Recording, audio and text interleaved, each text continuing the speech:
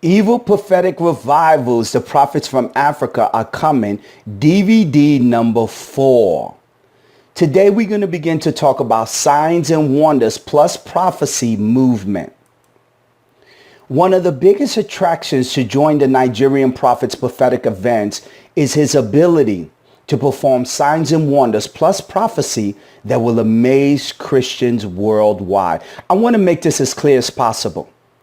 The Nigerian prophet's ability to give a prophecy will move beyond anyone you will encounter in the church. You will never find a prophet in the church that has the Nigerian prophet's ability. Why? Because he's working with the occult and he's using Santeria. He's using deities. The Nigerian prophet can tell you things that happened when you was a small child. He can reveal a sickness in your and disease in your body. He can tell you what things you have in your home, what things you like. He can even tell you your desires and even what's inside your mind. Why? Because demons whisper secrets. You have to realize this, that a demon can see the past, the present, and the future. And the demon will whisper a secret to the prophet that will reveal what your future holds. So you said, Master Prophet, prove it to me from the Bible that demons have the ability to look into the past, present, and future. Simple.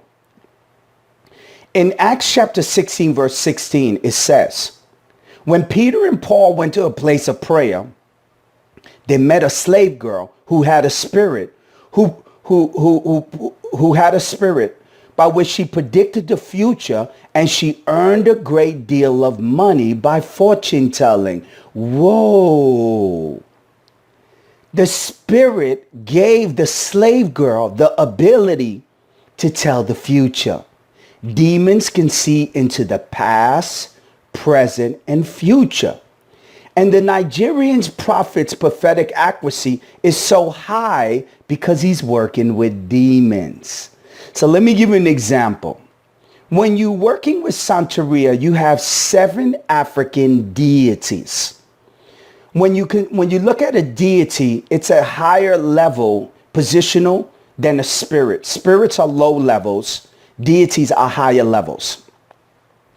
In every one of the 7 African powers, they have tens of thousands of spirits they control. So Chango has thousands of spirits he controls. Elegua has thousands of spirits he controls. Ochun, every one of the deities have thousands. So the reason why the Nigerian prophet's prophetic accuracy is so high is because he has tens of thousands of spirits he has access to. This is amazing. And let me make it very clear.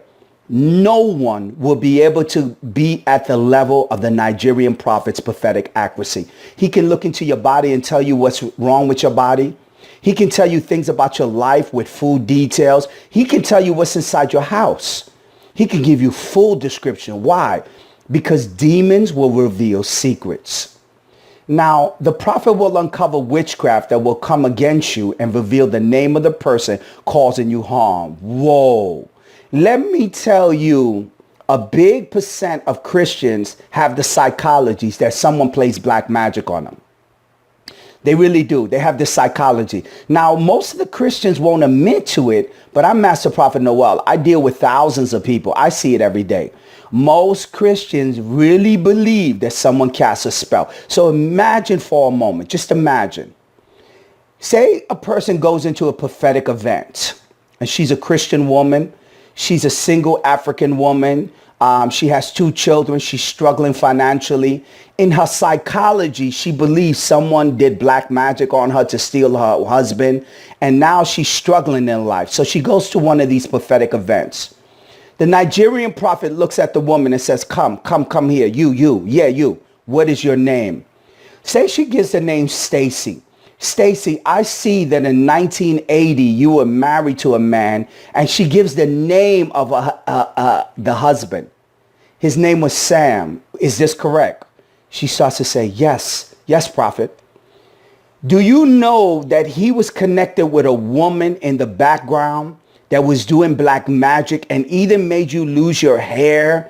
And she is the one that caused all of the problems that happen in your life, where your money got messed up, your hair got messed up, your children got messed up, and you lost your husband, all because of this woman and black magic. I guarantee you that woman will be screaming all over the place. Now you say, Master Prophet, why? Because first of all, she realizes that she's not crazy.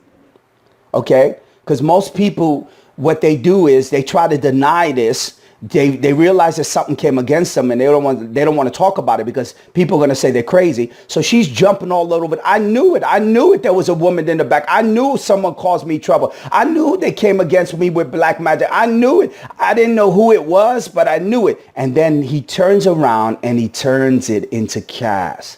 This is how good the Nigerian will do. The Nigerian prophet will say, I want you to pull out a credit card. And I want you to make a $1,200 because I'm going to do these special prayers that's going to break away all the black magic over you. And you're going to see. And then what he'll do is he'll touch her. She'll fall into the floor. She'll start to have visions and dreams. Remember, demons can cause miracles.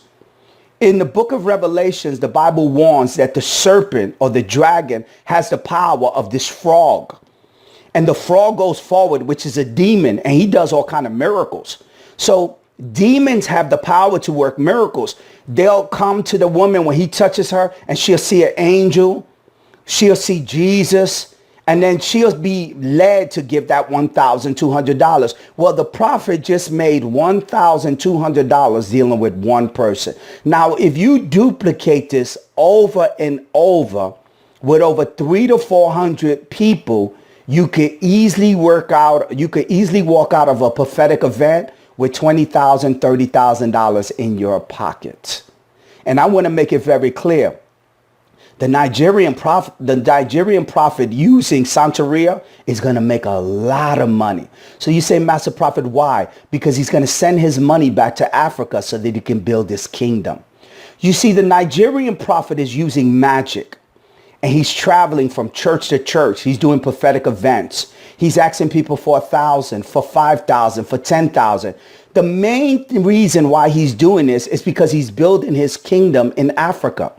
He's going to take all that money, send it back to Africa, where he's going to build $1 million house. He's going to have $1 million cars. He's going to have beautiful clothes. And then when he's completed, he's going to go right back to Africa, where he's going to live like a king. He's going to swipe all of the money from the people in the United States.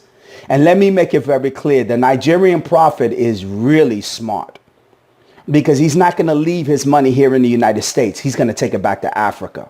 He's really smart. Now, demons will give the prophet names of people you don't trust. There are people in every person's life you don't trust. So if a prophet begins to name, do you know this woman called Sally? And she says, yes, that's a girl in my job. She always gives me problems. The prophet can turn around and say, she's doing magic on you. She's trying to get you fired from your job. When that woman hears this, she will start going, oh my God, I knew it, I knew it, I knew it. Now the prophet can turn that around and says, I need you to make a $500 donation. I need you to break the power of black magic that she summoned against you, or you're going to lose your job. Most people will give that $500. And I'm making it very clear. The Nigerian prophet's ability to make money is all tied with his magical powers. And this is some serious levels of money. So let me give you an economic class 101. In Nigeria, where these prophets come from, it's the highest unemployment rate in the world.